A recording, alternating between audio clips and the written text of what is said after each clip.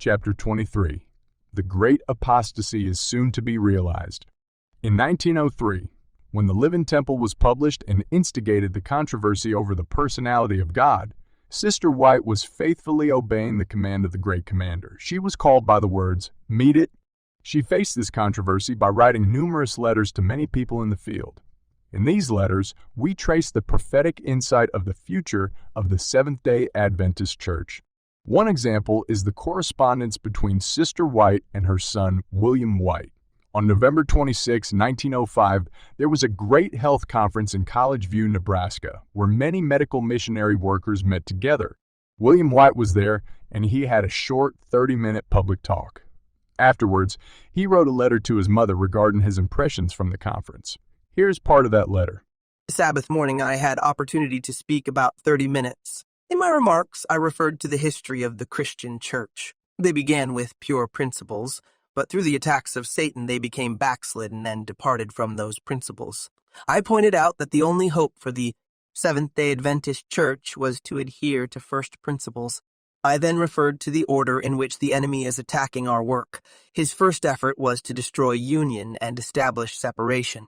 His next work was to weaken our reverence for the Sabbath, then to weaken our faith in the sanctuary service, then to break our confidence in the spirit of prophecy, then to confuse our conception regarding a personal God. According to William White, our only hope as Seventh-day Adventists is to adhere to first principles. These principles, as we know, are the fundamental principles. Then, he referred to the order in which the enemy is attacking our work. The attack begins with our disunity, then aims to weaken our reverence for the Sabbath and the sanctuary service, targets our confidence in the spirit of prophecy, and finally focuses on confusing our conceptions regarding personal God. Sister White's response to William White is of a startling nature. She hints to us that the great apostasy is soon to be realized, and that our hope is to adhere to the first principles of our faith. My dear son, one thing it is certain is soon to be realized. The great apostasy, which is developing and increasing and waxing stronger, and will continue to do so until the Lord shall descend from heaven with a shout. We are to hold fast the first principles of our denominated faith and go forward from strength to increased faith. Ever we are to keep the faith that has been substantiated by the Holy Spirit of God from the earlier events of our experience until the present time.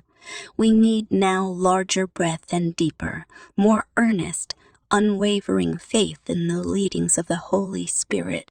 If we needed the manifest proof of the Holy Spirit's power to confirm truth in the beginning, after the passing of the time, we need today all the evidence in the confirmation of the truth when souls are departing from the faith and giving heed to seducing spirits and doctrines of devils. There must not be any languishing of soul now.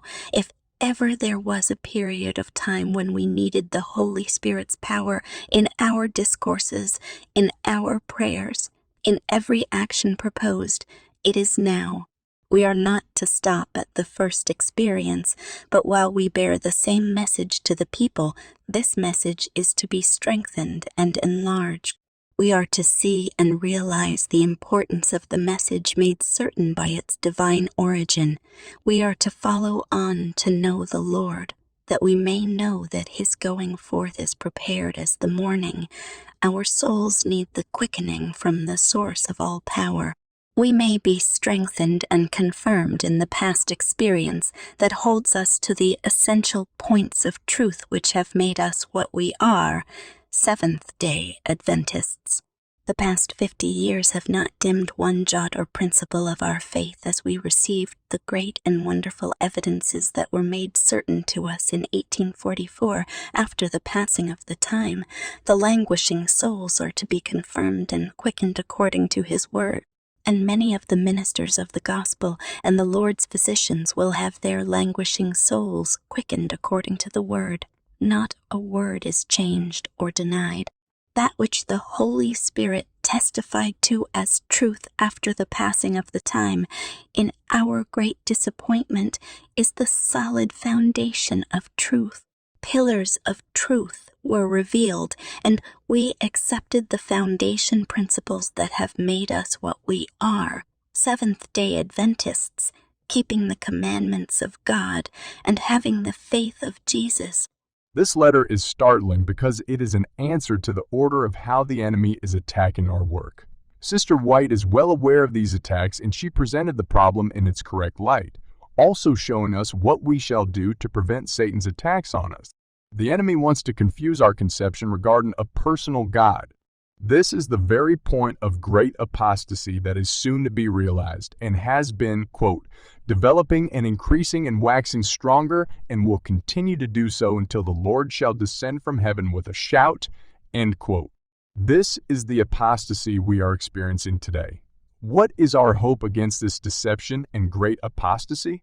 We are to hold fast the first principles of our denominated faith and go forward from strength to increased faith. Ever we are to keep the faith that has been substantiated by the Holy Spirit of God from the earlier events of our experience until the present time. This message is to be strengthened and enlarged. We need today all the evidence in the confirmation of the truth. We may be strengthened and confirmed in the past experience that holds us to the essential points of truth which have made us what we are, Seventh-day Adventists. These essential points of truth, which have made us Seventh-day Adventists, are the fundamental principles, born in the beginning of our work. In 1905, she wrote, "The past 50 years have not dimmed one jot or principle of our faith as we received the great and wonderful evidences that were made certain to us in 1844 after the passing of the time. Not a word is changed or denied. That which the Holy Spirit testified to as truth after the passing of the time, in our great disappointment, is the solid foundation of truth. Pillars of truth were revealed, and we accepted the foundation principles that have made us what we are, Seventh-day Adventists, keeping the commandments of God and having the faith of Jesus." God calls us to be steadfast in the fundamental principles, especially over the conception regarding a personal God. This is the first point of the fundamental principles. Sister White foretold that a great apostasy is developing in our church regarding the understanding of the personality of God. The true understanding of the personality of God is presented in the fundamental principles. She clearly warned us of Satan's attack on these principles. She calls us to hold fast the first principles of our denominated faith and go forward from strength to increased faith. After the passing of the time, God entrusted to his faithful followers the precious principles of present truth. These principles were not given to those who had had no part in the giving of the first and second angels' messages. They were given to the workers who had had a part in the cause from the beginning.